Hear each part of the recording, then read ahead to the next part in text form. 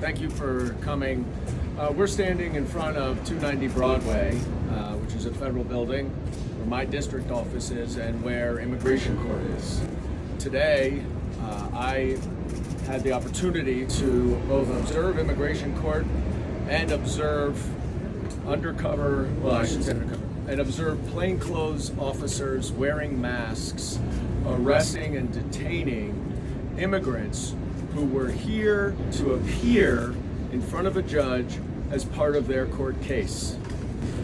The Department of Homeland Security has implemented over the last week a coordinated effort to do an end run around our legal system in order to remove nonviolent, non-criminal immigrants trying to come into this country through a lawful pathway of immigration proceedings, in many cases asylum proceedings.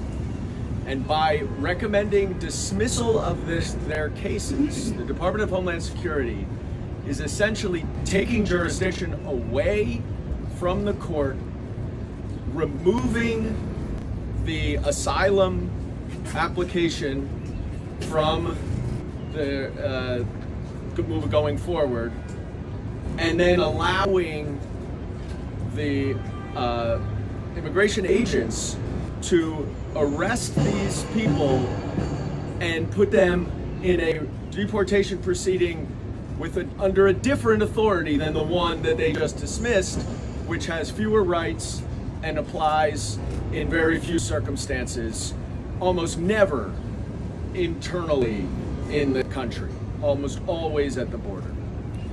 This is Gestapo-like behavior, where plainclothes officers wearing masks are terrorizing immigrants who are doing the right thing by going to court, following up on their immigration proceedings, and trying to come into this country lawfully, which is through asylum. I observed the courtroom today where there was one proceeding where the Department of Homeland Security moved to dismiss the case. The judge granted the dismissal. The gentleman left the courtroom and then was arrested. As I was leaving the courtroom, there were about 15 other people there. And I asked if anyone spoke English. There wasn't a single person who spoke English.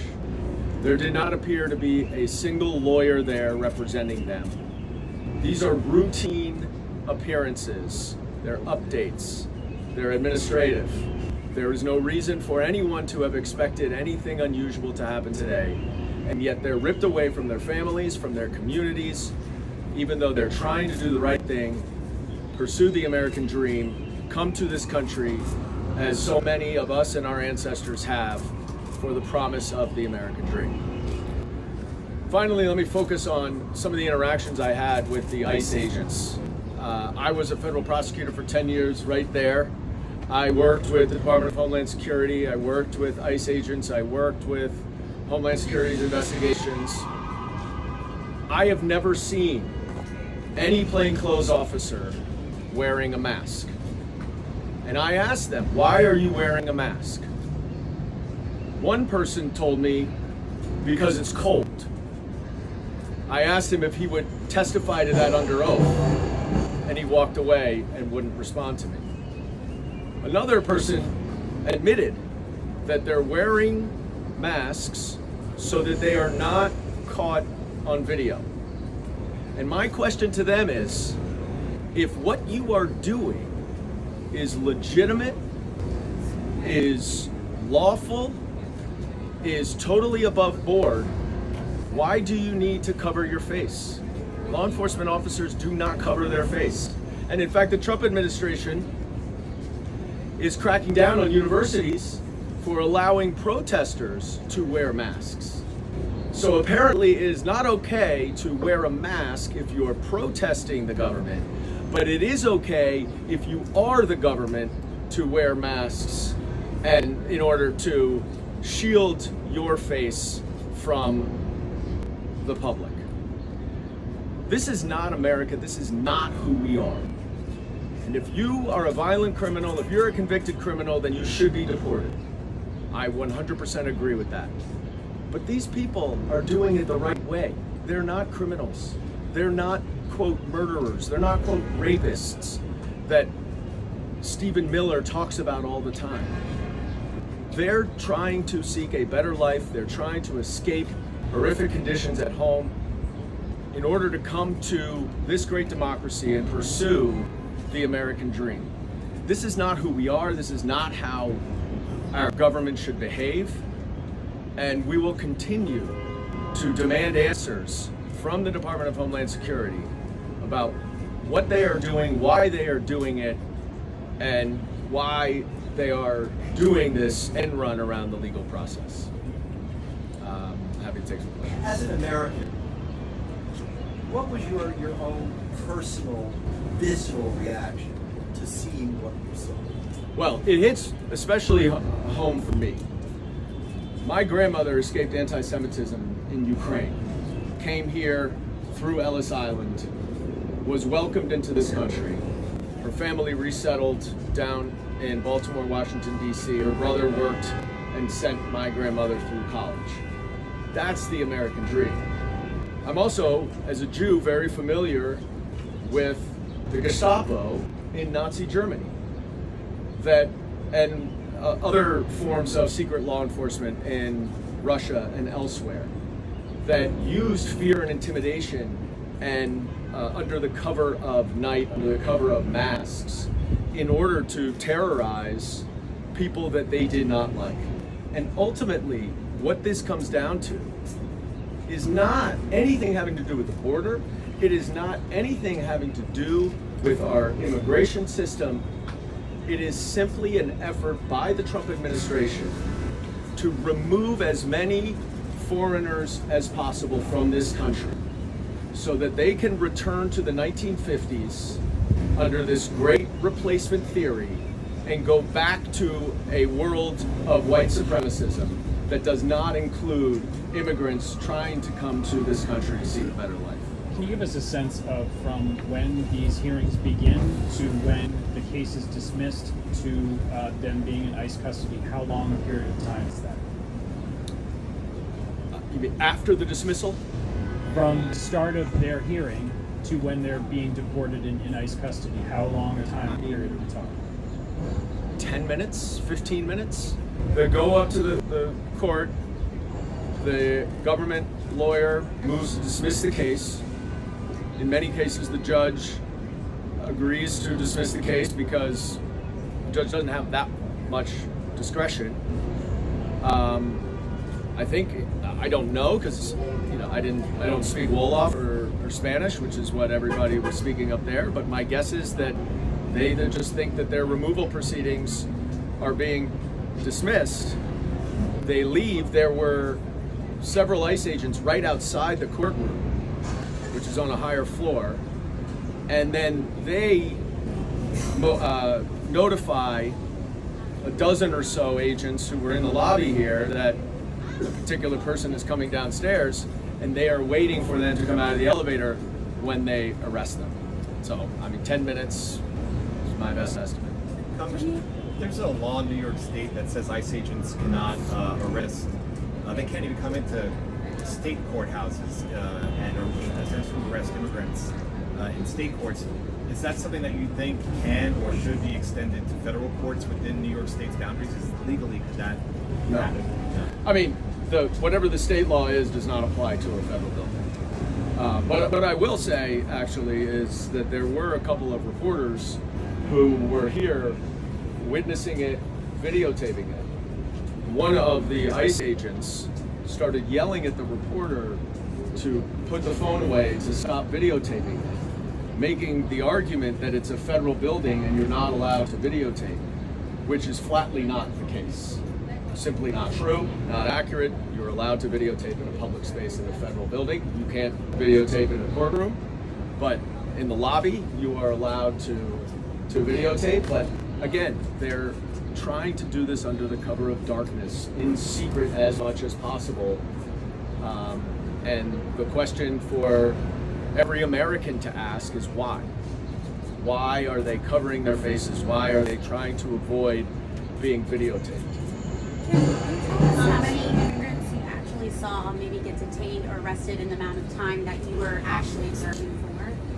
I was in between meetings, and I was here for about 15, 20 minutes, and I saw 2 arrests. My staff has been monitoring this all week, and they've seen many more than that, including one person who was arrested even though his case was not dismissed. And so there was no grounds for him to be arrested, but they're just arresting everybody who comes out of the courtroom.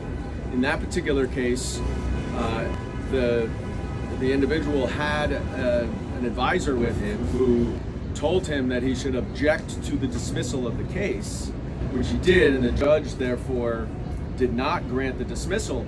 So his status was the same going into the courtroom as coming out of the courtroom as it was going in, and he was still arrested. They are just arresting everybody, and they'll figure it out later.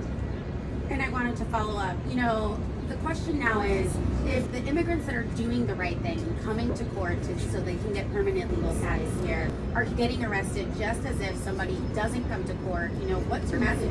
Should they be coming? Are you putting money towards legal services? Some advocates say that's the problem because so many of them come here and don't have any representation, so they don't understand. You know, what would you say to somebody? Should they come to their court hearing, and are you planning to put any federal funds into legal services?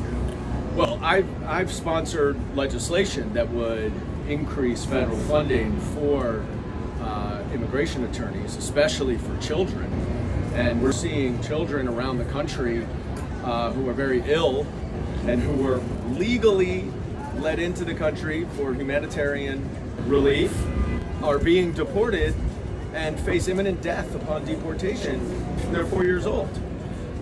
So I've been long a supporter of increasing funding so that children and other immigrants who are going through our immigration system can get advice. It's in a foreign language, and it's a complicated law that I have spent a lot of time myself as a lawyer trying to learn, and we're seeing why legal representation matters is because they are effectively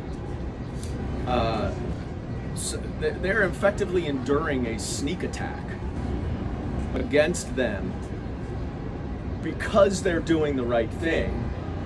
And you hear about catch and release and how terrible it is. Well, these are people who were released and they're appearing in court. And because they're appearing in court, they're getting arrested. And so the incentive is absurd because it's just going to push people underground more.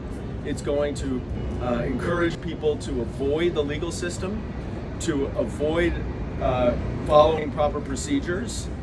And by doing that, you are creating more danger, more public safety issues, because there's less accountability and there's less legitimacy to the proceedings. So the net effect may be that Donald Trump gets to broadcast that he has deported more people according to his campaign promises, none of whom, by the way, are convicted criminals, which he said he was going to focus on.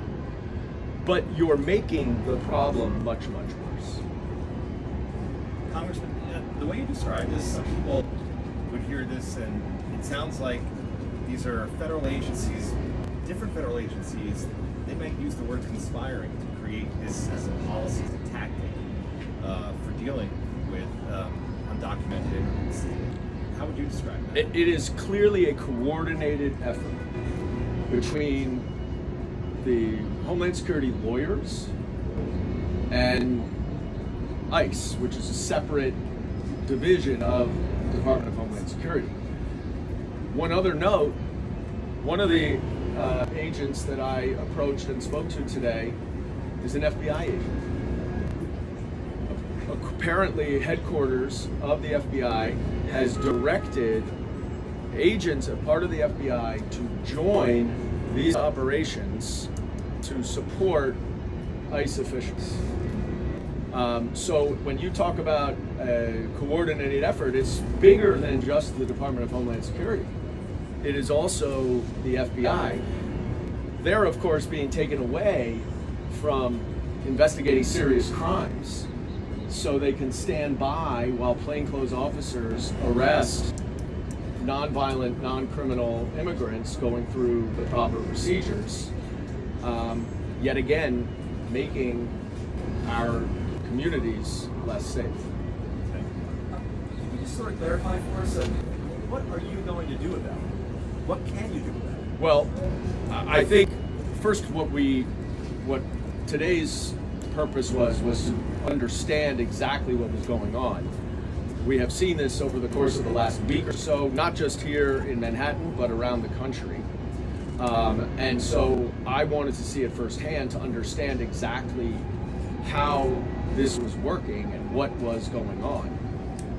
I think it's really important, first and foremost, for the American people to understand that they have been sold a bill of goods by Donald Trump.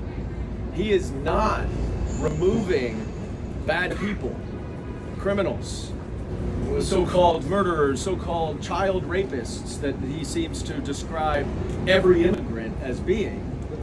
He is actually using our legal system to remove the people who are doing things the right way. The next step that we're going to take is, as a member of the Homeland Security Committee, I'm going to go back to Washington next week, and we are going to aggressively demand answers from the Department of Homeland Security about what this policy is, why they implemented it, and get a lot more details from the administration. The Trump administration has been effectively non-responsive to Democrats' requests, but we're going to keep making them because we represent the American people, and I am certain the American people want answers to those questions. All right, thank you. Thank you.